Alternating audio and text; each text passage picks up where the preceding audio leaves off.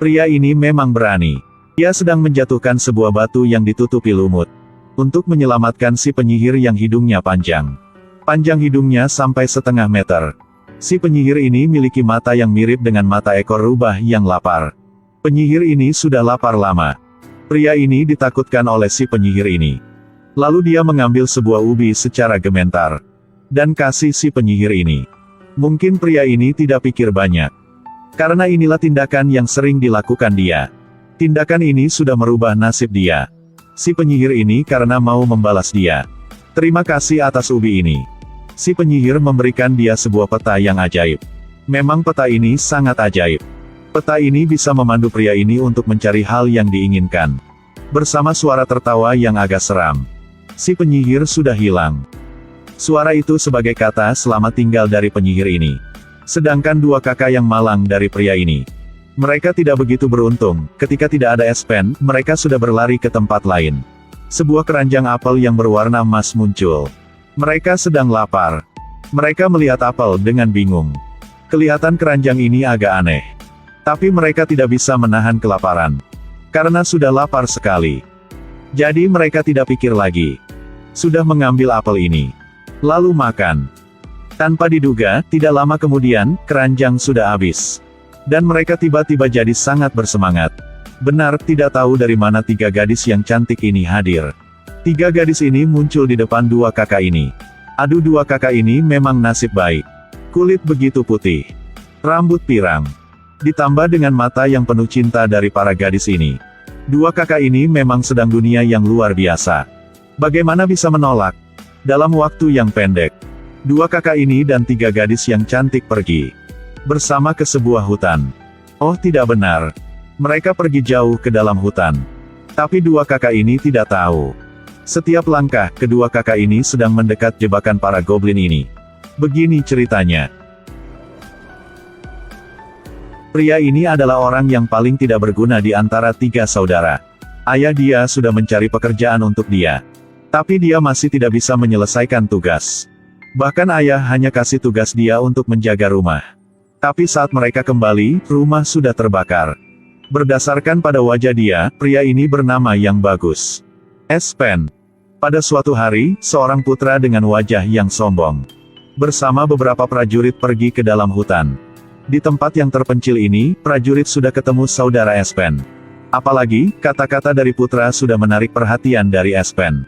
Karena tidak lama yang sebelumnya, putri karena tidak mau menikah dengan putra ini. Sudah berlari keluar istana.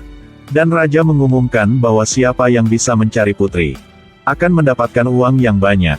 Sampai kini, Espen tiba-tiba ingat kembali. 2 hari yang lalu, dia sudah pernah ketemu seorang gadis yang cantik di hutan. Aduh, ternyata gadis itu adalah Putri Christine. Kabar ini membuat saudara Espen melihat kesempatan untuk membangun rumah lagi. Bisa mencari uang dari hal ini lebih banyak daripada memotong kayu dan menanam padi. Oleh itu, ayah sudah setuju untuk mereka bertiga ke hutan mencari putri. Dan perjalanan untuk mencari putri dimulai. Karena tidak mau diganggu oleh Espen. Kedua kakak Per dan Pal meninggalkan Espen di belakang. Inilah adegan yang pertama di film.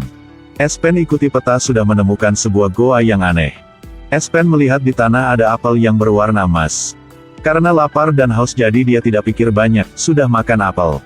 Tapi lalu dia sepertinya ditambahi sumber energi yang ajaib. Tidak bisa mengontrol diri jadi sudah masuk ke dalam goa ini.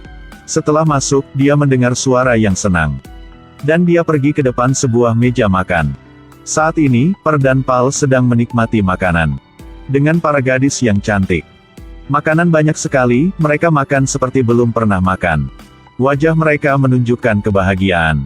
Sedang dalam rasa mabuk. Di gua ini, tampaknya sangat senang dan hangat. Dan Espen juga tidak bisa menahan diri lagi, dia duduk dan makan. Mulai dari makanan ini. Tapi saat dia sedang mau mengambil buah stroberi. Ada apa nih? Tidak mungkin inilah ilusi. Lalu Espen melihat kedua kakak dia masih makan dengan senang. Espen merasa aman dan mengambil buah stroberi. Dia menikmati buah stroberi. Tapi emosi dia sudah menarik perhatian segadis. Gadis ini mulai beremosi yang aneh. Dan memberikan Espa sebuah apel yang berwarna emas. Gadis ini masukkan sebuah stroberi ke dalam mulut Per. Tapi si bodoh ini tidak tahu apa-apa. Buah stroberi ini muncul banyak serangga yang kotor di mata Espen. Espen memang ketakutan. Espen tidak bisa percaya. Melihat ke arah kedua kakak yang masih makan. Rasa yang tidak baik membuat Espen kedinginan dari belakang. Tepat saat ini, satu gadis sepertinya merasakan kewaspadaan dari Espen. Gadis ini mengeluarkan sebuah apel yang berwarna emas. Mata dia tiba-tiba jadi warna hitam. Kasih Espen apel itu. Espen menyadari bahwa apel ini bermasalah. Jika makan lagi, mungkin tidak bisa hidup lagi. Tapi untuk gadis ini tidak mencuriga, Espen berpura-pura makan. Oh, pertunjukan dia cukup bagus. Sudah bisa menipu gadis itu. Benar sekali, beberapa detik kemudian, segalanya berubah. Langit mulai bergerak. Espen perhatikan. Ya Tuhan. Simba ini dari mana? Satu goblin yang jelek, mungkin paling jelek di dunia goblin. Makanan dan minuman di meja. Sudah kembali ke bentuk aslinya. Espen berpura-pura tidak bergerak. Espen berusaha menghalangi kedua kakak dia. Untuk tidak makan benda-benda ini lagi. Tapi si goblin ini terus mengeluarkan kata yang halus. Mau mengajak kedua kakak ini jalan-jalan. Espen akhirnya sudah bisa menyeret perdan pal ke sebuah sudut. Lalu menamparkan muka kedua kakak ini. Untuk membangunkan mental mereka. Tapi kedua kakak ini sedang dalam mimpi yang indah. Kemudian, tindakan yang aneh dari mereka sudah ditemukan para goblin. Mereka segera berlari. Akhirnya, mereka berhasil keluar. Hampir mati di goa ini. Melalui kejadian ini, kedua kakak sudah memandang Espen dengan pandangan yang beda. Mereka bertiga bersatu tenaga. Mereka ikuti panduan dari peta Espen. Akhirnya sudah ke tempat yang gelap di hutan.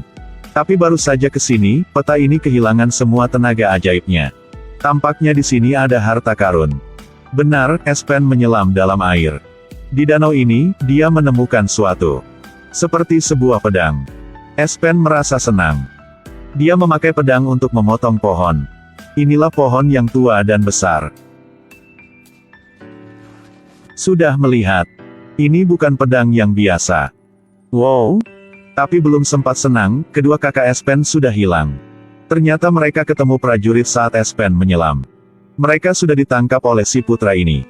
Kedua kakak ini diikat di pohon. Putra tahu bahwa mereka juga sedang mencari putri. Jadi si putra Frederick yang sombong ini sudah menceritakan semuanya.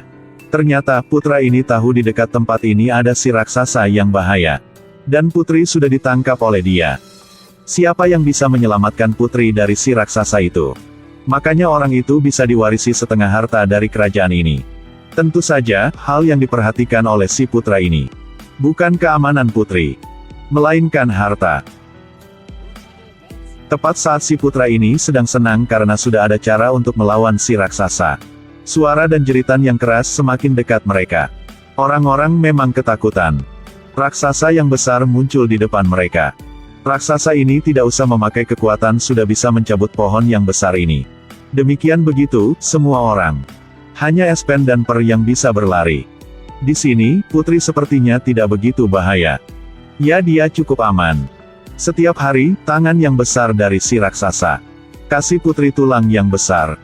Putri tidak tahu harus melakukan apa. Hanya berpura-pura makan. Begitu, putri sudah berada di goa ini waktu cukup lama. Dan harus teruskan kehidupan ini. Sampai hari ini, si raksasa akhirnya sudah tidak bisa bertahan lagi. Sebuah tangan yang besar semakin mendekat putri. Tangan yang banyak lumut sedang mendekat. Putri masih tidur nyenyak. Tapi putri ini cukup sensitif. Tiba-tiba dia merasakan kebahayaan. Dengan tenang, dia memegang sebuah batu. Dan memukul jari si raksasa ini. Apakah si raksasa ini akan ketakutan? Tentu saja, tidak. Dalam sejenak, si raksasa ini sudah menangkap si putri dan membawa keluar. Dan jeritkan. Dan mengeluarkan bau dari mulut ke wajah Christine. Bagi putri, dia tidak bisa melakukan apa. Si raksasa ini mungkin pikir lagi. Jadi sudah membuang putri ke goa itu lagi. Lalu si raksasa pergi keluar. Sementara itu, Espen dan kakak dia sudah ikuti jejak si raksasa. Sudah bisa masuk ke gua raksasa ini. Espen tidak hati-hati sudah jatuh. Meskipun dia jatuh ke dalam sebuah lubang. Tapi dia sudah melihat putri dan kakak Pal di sana. Dan si putra yang sombong juga. Mungkin masih beruntung. Dia sudah ketemu putri. Sekarang hal yang paling penting itulah cara keluar. Si raksasa sedang tidur. Mereka tahu bahwa inilah sempat untuk keluar. Ekor panjang sedang menghalangi pintu gua. Kecuali si putra, semua orang bisa melompat keluar. Benar tidak bisa memperkirakan apa. Sampai saat si putra melompat, terjadi masalah. Betul tidak bisa bayangkan. Tepat saat ini, si raksasa bangun. Yang lain bergegas berlari. Tapi di depan mereka ada jurang yang dalam. Mereka tidak bisa mundur. Si raksasa bisa merangkak dengan mudah. Si raksasa ini marah dan jeritkan. Espen memikirkan pedang yang tadi. Dia memegang pedang dan sendiri maju ke depan si raksasa. Dia mau bertarung sama si raksasa. Tapi si raksasa terlalu tinggi. Sudah ada orang yang bilang, jika semuanya sudah disusun oleh Tuhan, Espen akan mengikuti panduannya. Tapi jika bukan, Espen harus memutuskan sendiri. Espen sudah memotong kaki si raksasa ini. Tapi kemudian dia dipukul sampai jatuh. Dan pedang juga jatuh ke jurang. Per juga tidak bisa bertahan lama. Tapi potongan yang tadi juga menyakiti si raksasa. Putri Christine melempar si raksasa dengan batu. Putri membuat si raksasa hilang perhatian. Aduh, semua hampir mati di bawah kekuatan si raksasa. Pada saat yang bahaya, Espen sudah mengangkat sebuah kaca. Biasanya, Espen sangat suka mengambil benda-benda yang sembarangan. Jadi tas dia dipenuhi benda-benda kecil. Benda-benda itu mungkin tidak bermanfaat dalam beberapa kasus.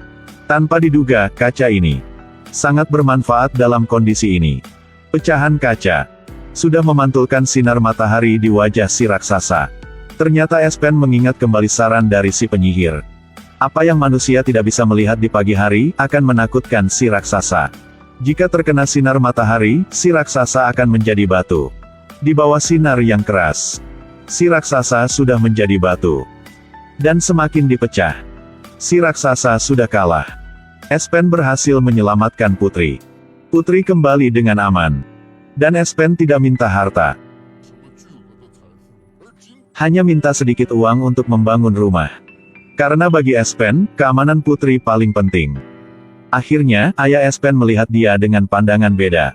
Espen dan Putri hidup bahagia. Tapi belum berakhir. Masih ada si putra yang sombong. Ketika Espen dan orang lain melawan si raksasa, si putra ini sudah berlari sendiri ke taman ajaib. Dia tidak menghormati si penyihir yang hidungnya panjang. Dia bertanya si penyihir jalan keluar. Penyihir tanpa ragu menunjuk sebuah jalan. Setelah tahu, si putra ini langsung pergi. Tapi si penyihir ini tertawa dengan seram. Terus apel yang berwarna emas muncul lagi di depan si putra. Putra ini lapar dan capek. Jadi sudah makan. Terus apa nasib dia? Putra ini bersenang-senang, menari. Gadis yang cantik ini, tunggu aku. Dia bersama gadis yang cantik pergi ke taman ajaib itu. Sampai sini, film berakhir. Espen yang baik hati sudah hidup bahagia. Sedangkan si putra yang sombong dan jahat sudah dihukum. Memang hukuman yang keras bagi si putra ini. Semoga kalian akan suka film ini.